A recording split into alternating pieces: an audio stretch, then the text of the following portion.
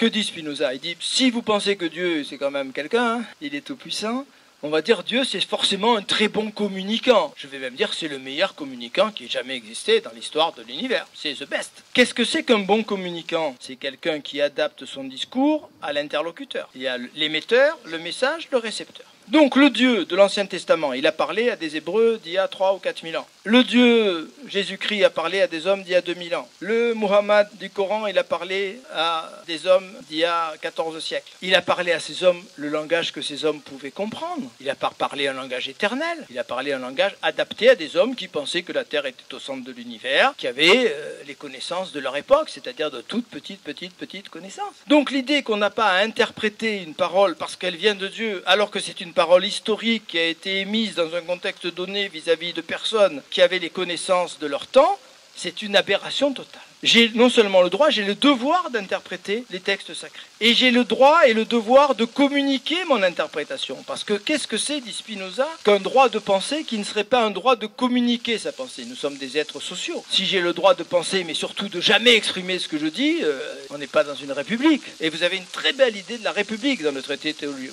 Lisez les 2 derniers chapitres simplement. Donc que dit Spinoza? Il dit, l'État doit m'accorder la liberté d'interpréter les textes sacrés, de proposer, de discuter. Et il étend ça ensuite, c'est pour ça que les 2 derniers chapitres sont étendus à la loi. Que se passe-t-il vis-à-vis du souverain? C'est le mot technique qu'on emploie, c'est pas forcément le roi, le souverain, hein. C'est le président de la République ou l'Assemblée nationale, c'est celui qui détient le pouvoir ultime dans une société, le pouvoir exécutif ou législatif quand il s'agit des lois. Qu'est-ce qui se passe si le souverain décrète une mauvaise loi? Ça peut lui arriver, il n'est pas Dieu, hein. Est-ce que je peux m'accorder le droit de désobéir? Eh bien, Spinoza répond non. Et qu'est-ce que c'est qu'une société dans laquelle nous nous accorderions le droit de désobéir?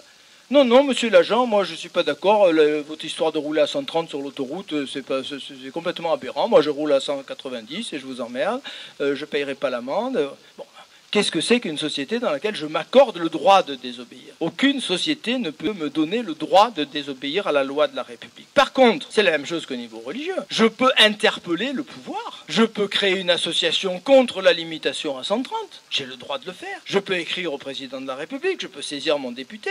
J'ai quantité de moyens en République pour essayer d'infléchir la loi et montrer que la loi est pas bonne. Donc voilà tout ce que vous trouvez dans le traité théologico-politique, toute une réflexion sur la liberté de penser, sur l'esprit critique, sur la façon dont nous pouvons lire, interpréter, reformuler à une époque donnée un texte. Bien sûr que c'est Dieu qui a parlé, mais il n'a pas parlé dans son éternité, Dieu, il a parlé à des hommes historiques. Il ne peut pas parler, on ne comprendra rien s'il parlait en tant qu'être éternel. Donc il a adapté son discours à des hommes qui vivaient dans un contexte donné avec des connaissances données.